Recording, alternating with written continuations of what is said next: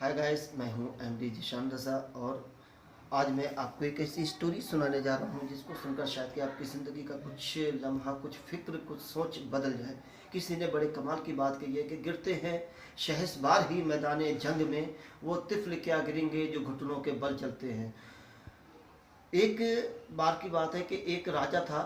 जो राजा बड़ा ही दयालु था, बड़ा ही भक्तिहीन था कि एक बार वो एक ऐसे गुरु जी से मिला, ऐसे पंडित जी से, ऐसे फ़कीर से एक मिला कि उस फ़कीर के पास गया। उसने बड़ा उस फ़कीर का नाम सुना था, तो उसके पास पहुंचा तो फ़कीर से मिला। मिलने के बाद उससे कहा कुछ ऐसा दीजिए जिससे मेरी भी जीवन बदल जाए। तो फ़कीर ने कहा ठीक है, मैं तुमको एक ताबीज़ देता हूँ।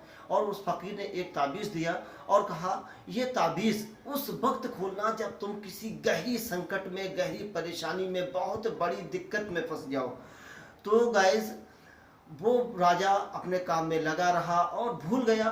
फिर एक बार उसको शौक हुआ कि चलो लाइए शिकार खेलने चलते हैं। वो गया अपने शिकार खेलने के लिए और शिकार खेलने एक जंगल में निकल गया अपनी सेना के साथ में।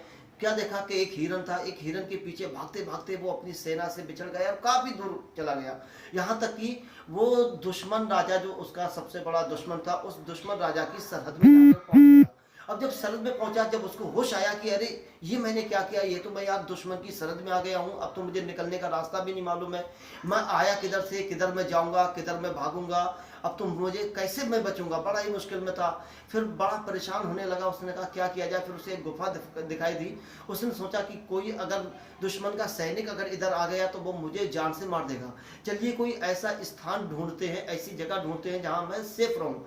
उसे एक गुफा दिखाई दी। उस गुफा में पहुंचा। गुफा में पहुंचने के बाद बैठा अपने और कहने लगा कि यार मैं क्या करूंगा, कैसे निकलूंगा, मैं अपनी सेना से बिछड़ गया, मेरा राजा पहाड़ भी छिन जाएगा, दुश्मन ने मुझे देख लिया तो जान से मार देगा, और इधर जंगली जानवर भी है, आखिर करूं तो करूं क्या करूं मैं।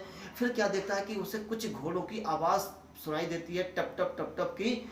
जब उसे घोड़ों की आवाज़ सुनाई दी तब उसने क्या किया कि लगता है आज दुश्मन के सिपाही आ गए हैं, अब ये मुझे जान से मार देंगे, अब मुझे कोई बचाने वाला नहीं है। यानी कि उसकी स्थिति, उसकी परेशानी इस टाइप की हो गई थी कि उसको लग रहा था कि अब मैं बचने वाला नहीं हूँ, अब मेरा ये आखिरा ही वक्त आ चुका है।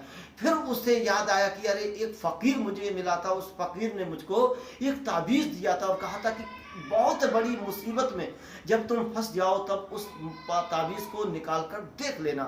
उस बादशाह ने फौरन, उस राजा ने ताबीज़ को निकाला। ताबीज़ निकालने के बाद खोल कर देखा तो उसमें एक बात लिखी हुई थी। और वो बात क्या थी?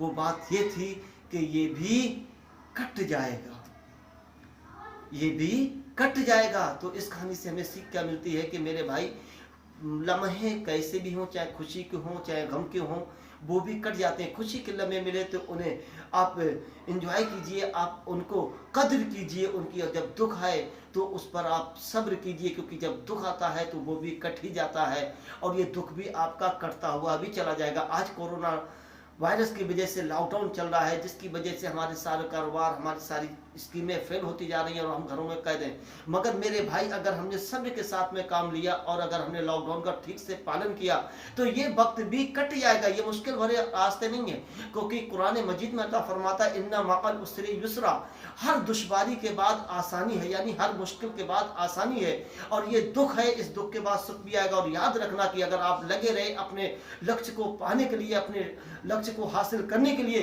तो आप वो चीज़ पालेंगे जो शायद आपने आज तक नहीं पाई। क्योंकि जितनी बड़ी परेशानी आती है उतनी बड़ी आसानी भी आती है। तो आप बस रेडी रहिए, तैयार रहिए। जाते जाते इतना कहूँगा कि मंजिलें उन्हीं को मिलती हैं जिनके सपनों में जान होती है, पंखों से कुछ नहीं होता मेरे दोस्त, हौसलों से उड़ान होती है। Finally so thank you very much.